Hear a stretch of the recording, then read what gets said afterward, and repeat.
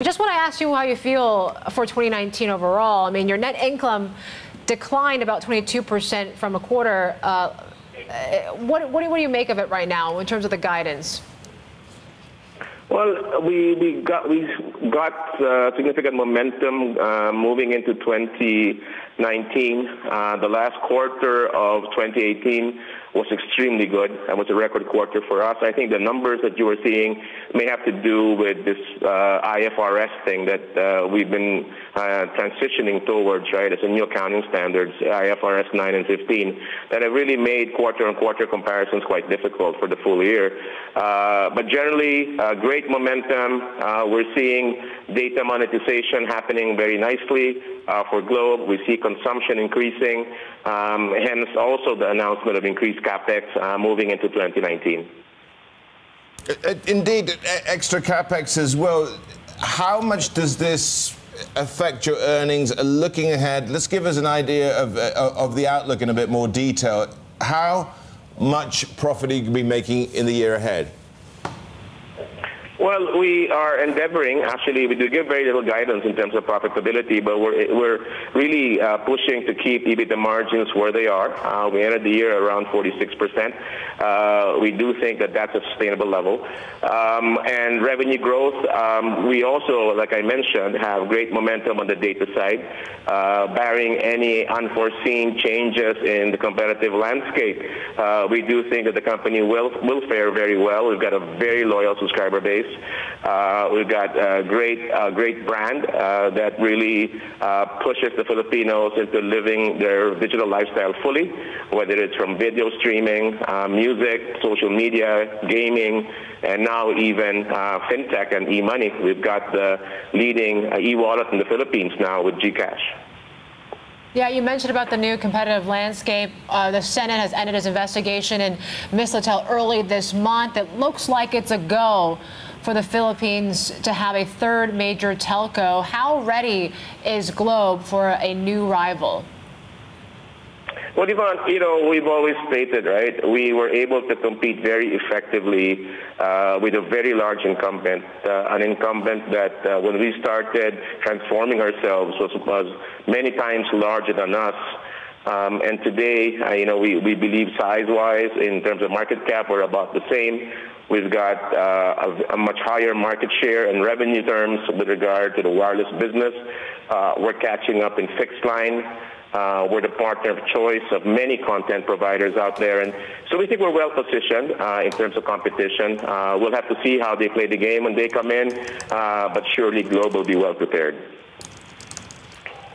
I can't really not ask you about Huawei and how it's in the crosshairs on Capitol Hill, and particularly in the White House. Tell me something, Lawrence. Does that concern you as it is one of your major partners? And as we've been saying this morning, it's our way, Washington is saying, or Huawei. The thing is, would this delay your plans to adopt 5G? For us, you are very right there in saying that Huawei is indeed a main partner of Globe. Just for historical purposes, we selected Huawei as our single vendor of choice in 2010 when we did our full network transformation, and they have been a very key partner for us in our ascendance to #1 in the wireless business. We continue to have very tight relationship with them. We have introduced a new vendor about 3 years ago. And at that time they were called Alcatel-Lucent, and they've been acquired by Nokia, so it is Nokia today. They do parts of our LTE network as well. But no delays for us with regard to 5G. Globe will be launching 5G commercially sometime in the second quarter of this year with the fixed wireless use case, again, fixed wireless to the home. As you know, that is a segment that we are also the leaders in the Philippines with our LTE product, mostly also with Huawei technology. So we are moving ahead, and hopefully the market will be very receptive to the higher speeds that this will be offering. Yeah, we've been talking about this U.S. criminal case against Huawei as well. It's interesting. We've seen other global carriers like yourself actually a retreat from it. When you talk about TPG, you talk about Vodafone. Do you believe the concerns over national security then are overblown?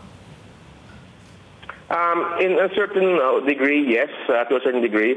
You know, we've been faced with this issue before in the previous administrations here in the Philippines.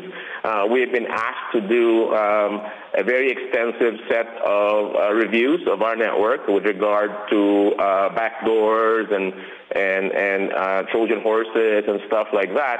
And so we took some independent consultancy from UK-based companies.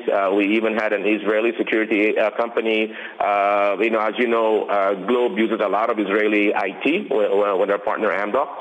And so, they gave it a clean bill of health. You know, as we have said many times, they may supply the equipment, but we run the network, right?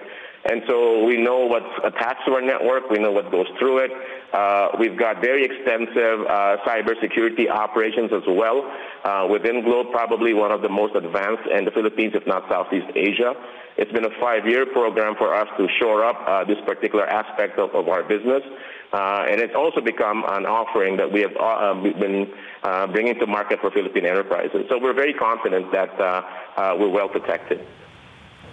So you did all that due diligence at the time, Ernest, and you find yourself in this position now where you can trust Huawei. Am I correct? Yes or no? Yes, at this point in time, yes.